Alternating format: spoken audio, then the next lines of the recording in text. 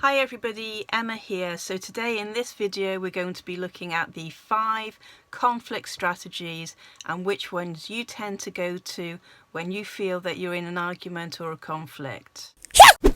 So let's dive in and have a look. Right, we have 5 conflict strategies, and according to 2 guys who wrote about it in the 1970s called Kenneth Thomas and Ralph Kilmann, there are 5 different conflict strategies. These are accommodating, collaborating, avoiding, competing and compromising. So let's have a look at each of these in turn. So accommodating, that is being both cooperative and passive. So basically you're trying to soothe and calm down the other person. So basically you're trying to keep them happy, you don't want to really feel threatened, you're just trying to calm them down, which is great because you avoid feeling under threat, but it's not great because you don't actually get the problem resolved in a way that's beneficial and suitable to you. Next up we have collaborating. So that's a combination of being cooperative and assertive. So this is a really good way to handle things. You see an argument as a point to be discussed, some problem to be solved, and you're working on your own and also with the other person to come up with creative ways of solving that problem so that it's beneficial to both you and to them. How good is that? That is ace. Now the next one is avoiding, which is really not a brilliant way to do it, but unfortunately a lot of us go for this one because we don't like feeling under threat. We associate argument with fight, as in getting nasty and shouty. Naturally we feel threatened by that. We don't want to feel upset or hurt, so we tend to avoid that and generally keep away from it. So we put a lot of effort into avoiding conflict at any cost. So similar to accommodating, this is more the running away side of things. Like, nope, don't want to know, don't want to see it, don't want to hear it, I'm off, kind of a setup for this one, which means that something might be hanging over your head for a very, very long time, but it does not get resolved.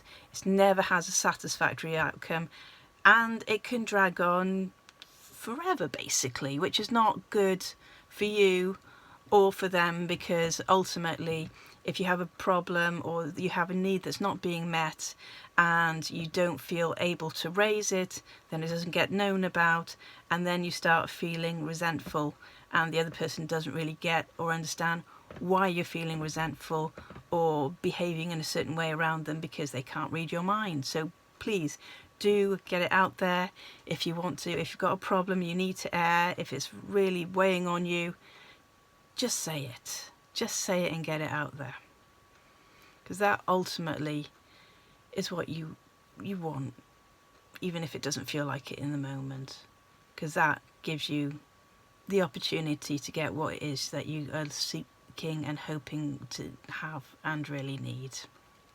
Like I said, it's that tightness and you think, oh, I don't know what to do with this. But seriously, give it a voice, let it be known. Now the next one is competing. So that's a combination of being uncooperative and assertive. Now assertive on its own is good, not so good when being uncooperative, because this basically means that you end up basically feeling a need to win any argument. Doesn't matter what the topic is, you just feel the need to win, to have the final say, that last word. It's like, I've got that in the bag, I have won that fight. It's not about winning the fight, it's about coming up with an outcome that's suitable as a solution for all involved. And by doing that you've basically said, no, my way or the highway. So that's why competing isn't particularly a good way to do things. Now the next one is compromising. So this is kind of medium assertive, medium cooperative, trying to negotiate and find that middle ground for everyone concerned, which sounds brilliant, but it means that nobody's really happy at the end of the day. Everyone basically, yeah, they're partially satisfied, but the equal compromise that you start off wanting to have as your outcome, it doesn't get to happen. It's never as equal as you hope it was going to be. So out of those 5, and I'll run through them again, so that's accommodating, collaborating, avoiding, competing, and compromising.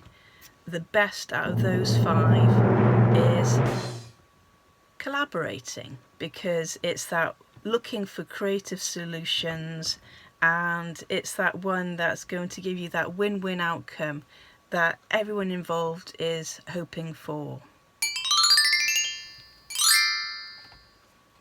So I hope that you found this information helpful to you. You may have learned something about yourself. You may have learned something about the person that you're finding a bit challenging at the moment, because they'll have one or more styles that they'll lean upon, and so will you. You will and they will. But if you can work together and come to some sort of collaborative solution, ultimately that's going to be the best for all involved.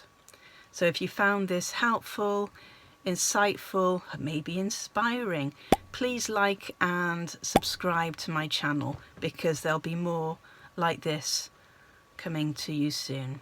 So take care. I've been Emma, and I hope to see you again soon. Bye bye.